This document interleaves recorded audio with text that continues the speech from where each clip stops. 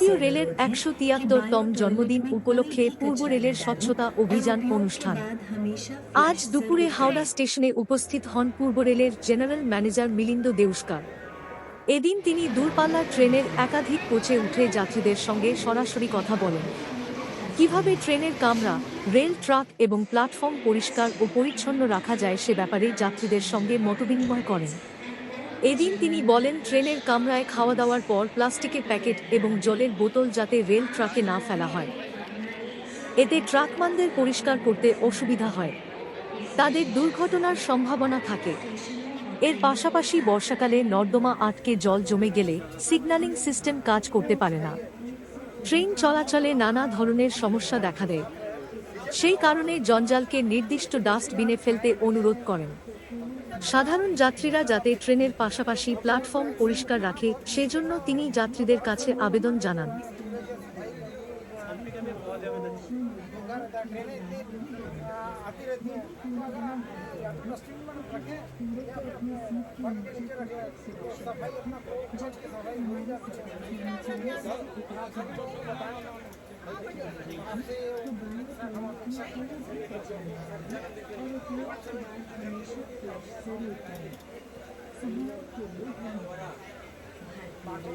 आपकी सुखद यात्रा की कामना करती है।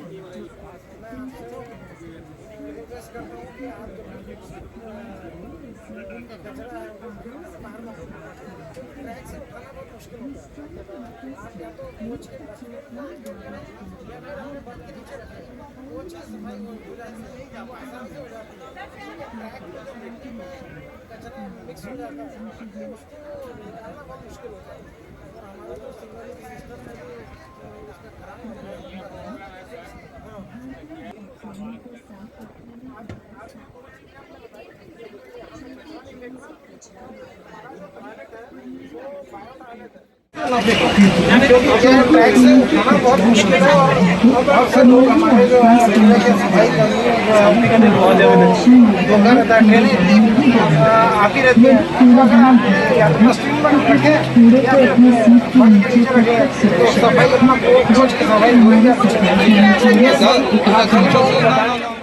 Workers are brought from the different state by the railways. How many trains will you run to bring back the migrant workers for voting?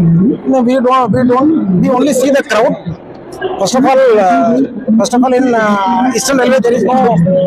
We only see the crowd, and depending upon the requirement of the passengers, we keep them in the holding area because our trains are meant for certain number of passengers, and if for a particular destination more number of passengers are available, then we keep them in the holding area, and based on the requirement, we run the trains. As far as now, how many trains will be run? Is there any decision? No, the trains, if they come from other railways, we have to receive them. But from our side, there is no migrants coming to us because we are the suppliers of migrant labor to all over the India. Is there any plan of railways to bring them back free? Passengers No, free? we never run free service. The ticket is very very cheap. We expect everybody to buy a ticket. Or irrigation purpose, is there any special train to facilitate the passengers? चलती रहती है. We run more than 5,000 special trains depending upon the various purpose.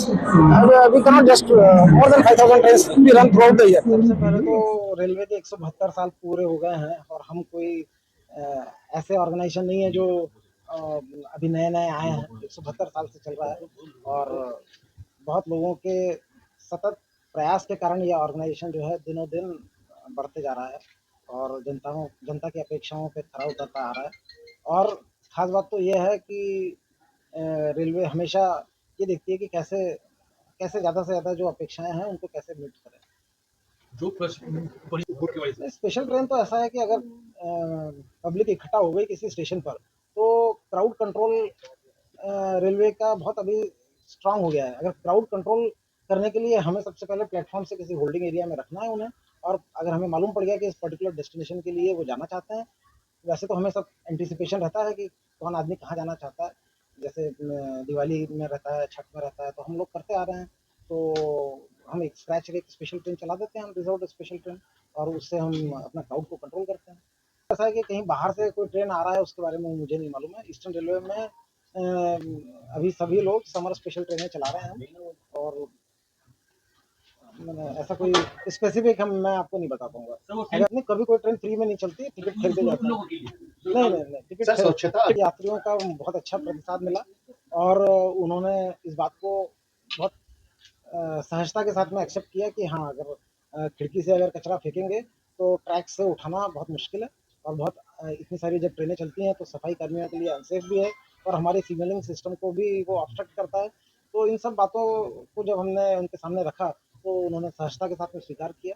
दूसरा मुद्दा हमने ये कहा कि bio toilet में कचरा ना डालें, वो भी उन्होंने, 5 साल से हम बायो टॉयलेट यूज़ कर ही रहे हैं, तो जो बायो टॉयलेट से जो फ़ायदा मिला है वो तभी पूरा होगा जब हम उसको, उस सिस्टम को समझें, उसके नियम समझें। तो बहुत लोगों ने समझा है इसको। सब कुछ पानी जब लगता है इस विषय में किसी से बात नहीं, वो आपको बताया हुआ है हमने कि म्युनिसिपल कॉर्पोरेशन को जो अपने ड्रेनेज पाइप्स हैं जो हुगली रिवर से कनेक्टेड हैं उनको साफ रखना है, वहीं से पानी जाएगा।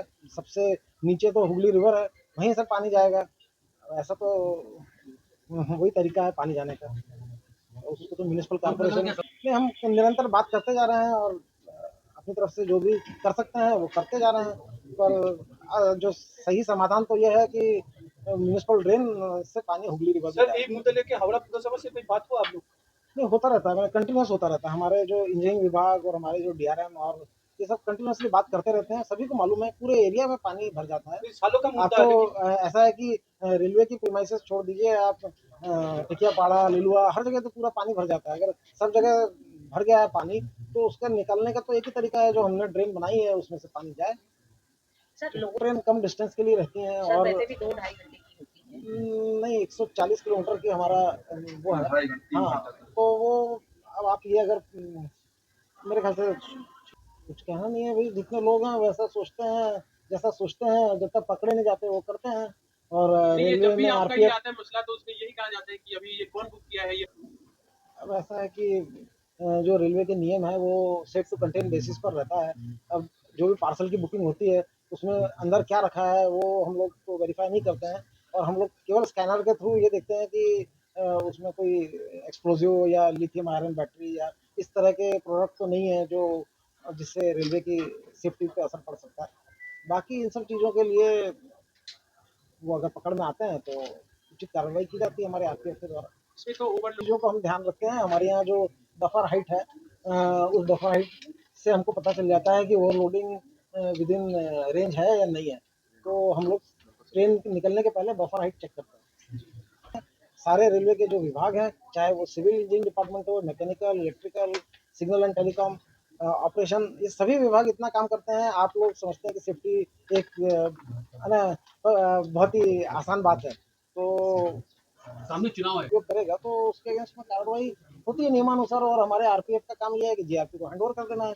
उसके बाद में जीआरपी उचित कार्रवाई करता है। वो स्टेट लॉ एंड ऑर्डर तो स्टेट सब्जेक्ट है, आपको मालूम है। वेस्टर्न रेलवे का आप देखना पड़ेगा कि कैसा है वो।